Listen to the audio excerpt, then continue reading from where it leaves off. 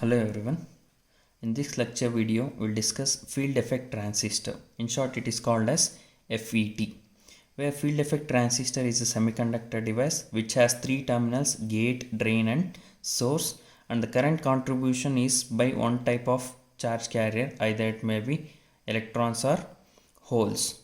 As we already have discussed in the previous video, the bipolar junction transistor. If I'm comparing this field effect transistor with bipolar junction transistor, these are the structures of the transistor. In case of BJT, we'll be having a terminus like base, emitter and collector. Here we are having the terminus like gate, source and drain here. And the BJTs are current control devices and the FETs are voltage control devices. This is the basic difference between these two transistors.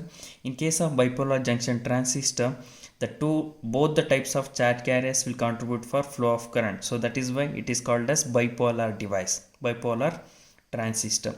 And in case of FETs, only one type of charge carriers will contribute for the flow of current, either electrons or holes. So that is why it is called as unipolar device or unipolar transistor. So coming to the classification of field effect transistor, it is classified into two types, basically junction field effect transistor, in short JFET, and metal oxide semiconductor field effect transistor, in short MOSFET. Further, this junction field effect transistor is classified into two types based on the semiconducting material used to construct the channel. So it is classified into two types. One is N channel JFET and the one is P channel JFET. Metal oxide semiconductor field effect transistor is further classified into depletion type MOSFET and enhancement type MOSFET. Where depletion MOSFET, the basic difference between these two transistors are, in case of depletion type MOSFET, the channel will be present initially. In case of enhancement type MOSFET, the channel will not be present initially. After biasing, the channel will be constructed. Further, based on the material used to construct the channel, the depletion MOSFET is classified into N channel and P channel.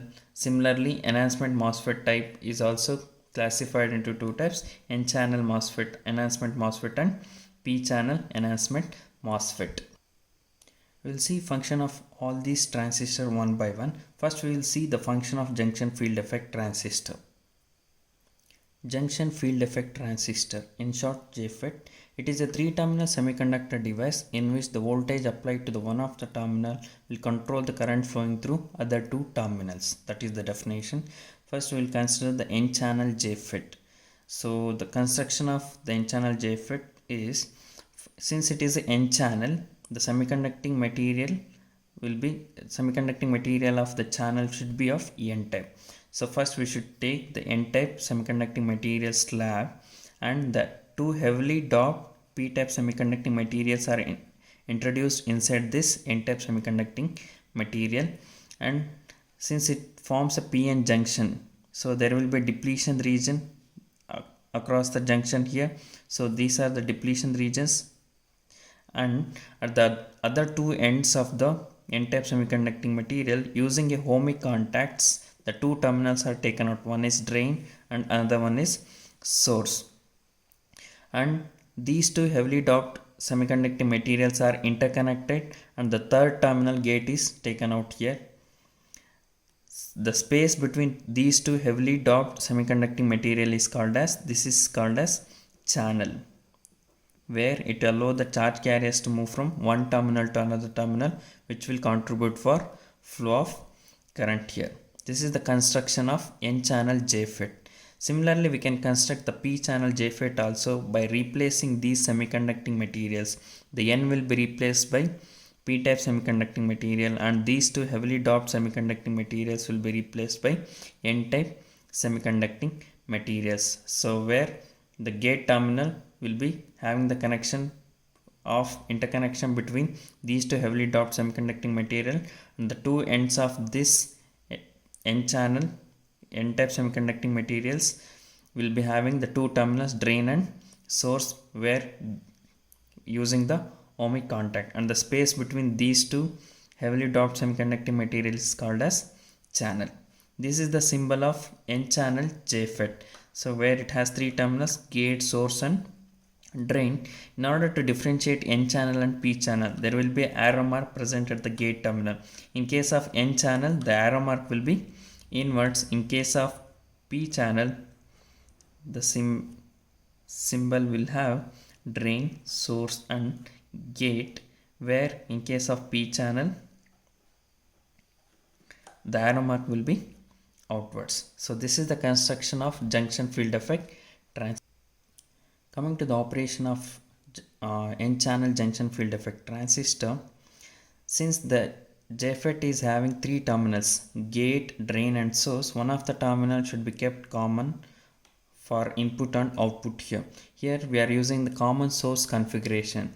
That means the source terminal is kept common for input and output, where in case of JFET transistor, here we are using gate as an input terminal and the drain as output terminal.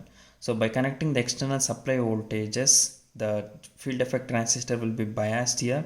We are connecting a battery between the input terminal gate and the source here, that is VGS, which is variable.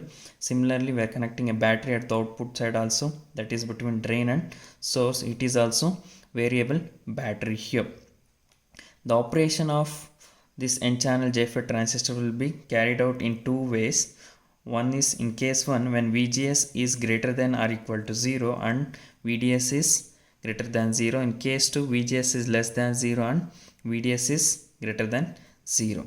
So first we will see the case 1, when VGS is greater than or equal to 0 and VDS is 0, where VDS is nothing but the voltage between drain to source and the VGS is the voltage between gate to source here. When VGS is greater than or equal to 0, this is nothing but we are supplying a positive voltage to the gate terminal. Since it is connected to p-type semiconducting material, the gate terminal will become forward bias here. So when the gate terminal becomes forward bias, it will not affect the depletion region here. In case of forward bias, depletion region will not be affected. At the same time, the drain to source voltage is taken positive here. That means we are giving a positive supply voltage to the drain terminal, since the source is kept common, which is grounded here. So the majority charge carriers present inside this channel, where the channel is of n type, the majority charge carriers will be electrons here. So these electrons will get attractive force towards the positive terminal of a battery. They will start moving from source to drain here. So whenever there is a movement of charge carriers, it will allow the current to flow. So the current will flow in the opposite to the flow of electrons here. So the current flows in the opposite to the direction of movement of charge carriers. This current we'll call it as drain current. The drain current flows from drain to source, since the charge carriers electrons are moving from source to drain, which have got the attractive force towards the positive terminal of a battery. If I keep on increasing this drain to source voltage, more number of charge carriers will get attractive force and they will move from source to drain. If VDS is increased or VDD is increased, more number of charge carriers will move from source to drain. So the drain current also increases here. So if you keep on increasing this VDS value, the amount of charge carriers moving through this channel will become constant, which will depend on the width of the channel. So once the charge carriers moving through this channel becomes constant, it will make the drain current also constant. So that current is called as DSS, nothing but drain saturation current here. So this is the also called as maximum drain current. Maximum drain current, which depends on channel width.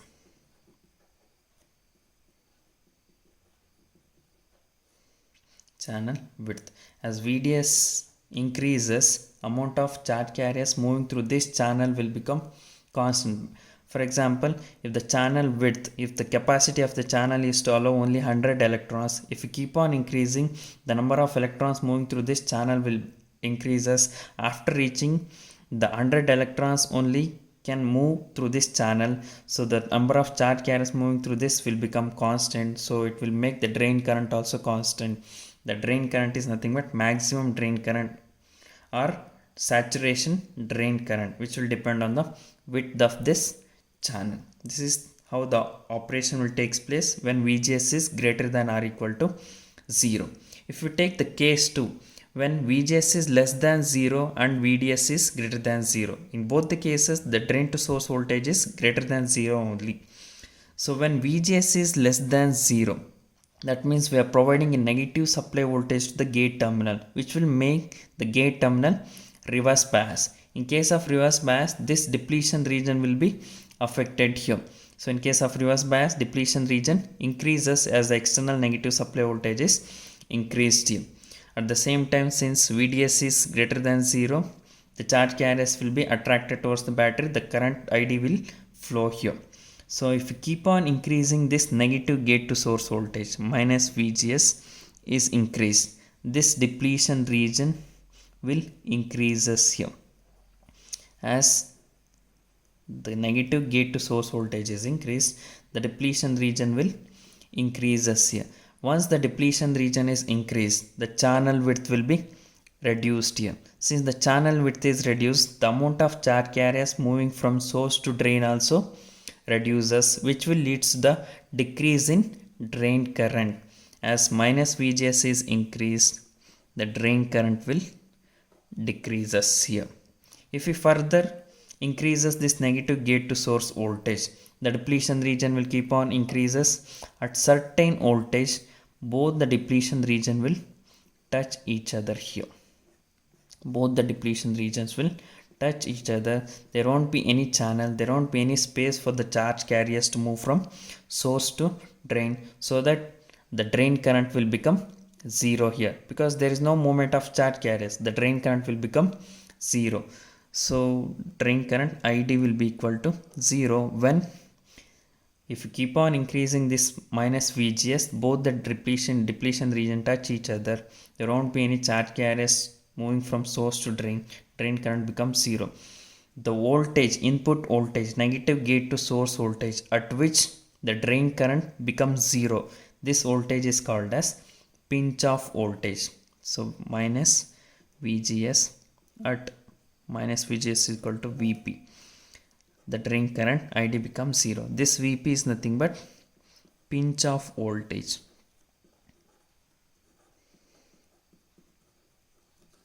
The input voltage at which the drain current becomes 0 is called as pinch off voltage. This is the operation of junction field effect transistor. Similarly, we can see the operation of n-channel junction field effect transistor also. Just we should replace these semiconducting materials. Just we should replace this P by N and N by P. There the majority charge carriers will be holes, and the polarities of the batteries will also be changed here. Equation for the drain current is given by ID is equal to IDSS into 1 minus VGS by VP whole square, where ID is the drain current, IDSS is maximum drain current or saturation drain current, VGS is gate to source voltage, VP is pinch off voltage. So this is the equation given for drain current in case of junction field effect transistor. This equation is also called as square law equation for drain current or Shockley's equation. Shockley's equation. Thank you.